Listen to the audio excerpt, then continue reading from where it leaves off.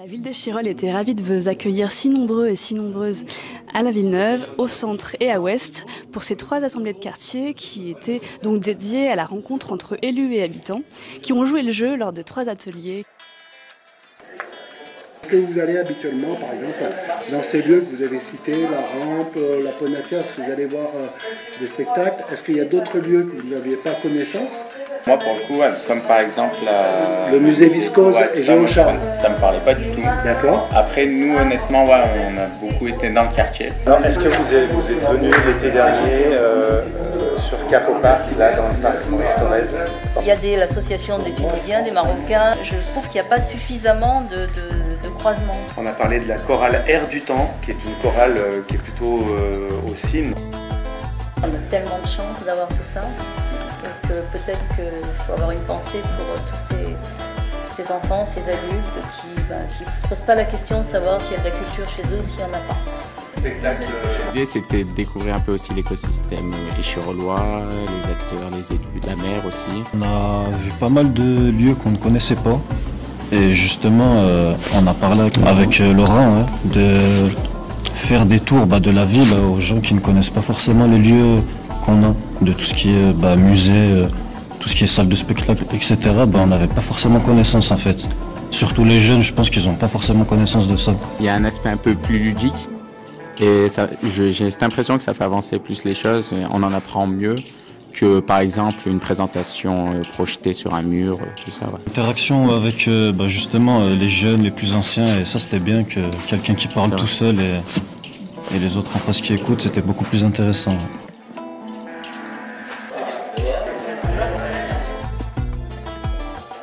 Il y a une notion qui n'a pas été reprise dans le négatif, c'est la notion de bruit. Garage travaille devant les portails d'habitation. Si on doit choisir 2 espaces, ce sont lesquels? Où il faut vraiment occuper l'espace. Il y a des espaces pour les enfants, mais les enfants ne les utilisent pas. Géocharles, Picasso, ok. Donc là, c'est un investissement dans le sens à préserver. Casanova au devant des commerces et avec quelques espaces publics pour les apports immédiats. Je m'appelle Dounia, j'habite au Bayard depuis... la Luire en général depuis 7 ans. Donc j'ai été intéressée par l'espace public. Donc c'était un échange qui a été riche d'idées, de personnes. En fait, on avait tous à peu près les mêmes soucis, les mêmes problématiques. On a pu mettre tout ça sur carte, sur table, et identifier éventuellement les solutions, les solutions pour l'avenir. Je m'appelle Morgan. Et j'habite à Échirolles depuis très peu de temps, 2022. Mais j'ai rencontré plein de gens que je ne connaissais pas, et des gens que je connaissais aussi. J'ai appris un petit peu l'existence de certains sites que je ne savais même pas qu'ils existaient. Des théâtres, des compagnies, des trucs culturels comme ça, je ne savais pas qu'ils existaient. Et puis j'ai aussi appris qu'avec l'atelier de la ville, la ville se soucie vraiment de ce que les gens pensent, et c'est intéressant d'avoir mis en place ce service démocratique en fait, comme ça permet aux gens de donner la parole aux gens. On a appelé ça l'assemblée de quartier pour marquer un changement. Parce qu'on voulait que ce soit apporter plus d'interaction, et on n'a pas à traiter que les problèmes urbains, même s'il faut les traiter, les partager avec les habitants, c'est important, mais on a plein d'autres choses aussi à partager. Et le temps que vous avez passé sur la culture, c'est des temps qui sont pour nous précieux, parce qu'on a besoin d'avoir la vision des habitants, parce que les politiques publiques qu'on mène, on les mène pour vous, donc il faut les mener avec vous. De circulation sur la piste cyclable de plus en plus difficile, disons, pour les piétons.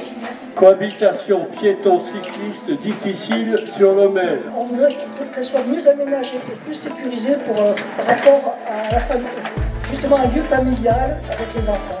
Nous présenter comment les documents d'urbanisme peuvent accompagner, voire inciter ou obliger les promoteurs ou les constructeurs privés ou publics à végétaliser leur projet. Fraîcheur, il a écrit des livres interdisants, tout ça, ça raconte l'histoire. Pour moi, ces espaces privatifs peuvent jouer un rôle dans la biodiversité. Que ce soit votre agrès. Et quel est le jardinier? Je sais pas. Eh bien, c'est les jardiniers de la ville. Je suis Pascal, j'habite le quartier, pas très loin de la mairie. C'est important pour moi, l'environnement, et voilà, j'étais assez curieuse aussi de savoir ce que j'allais entendre. Parce que j'adore la nature, moi j'ai beaucoup d'arbres aussi sur la terrasse. J'ai appris des trucs, j'en savais quand même déjà pas mal parce que ça fait quand même longtemps que je suis dans la nature. J'ai eu un petit jardin potager, voilà, donc oui, j'ai appris des choses. Qu'est-ce qui est important, c'est pas tant l'élu lui-même, c'est que la municipalité se préoccupe de certains sujets.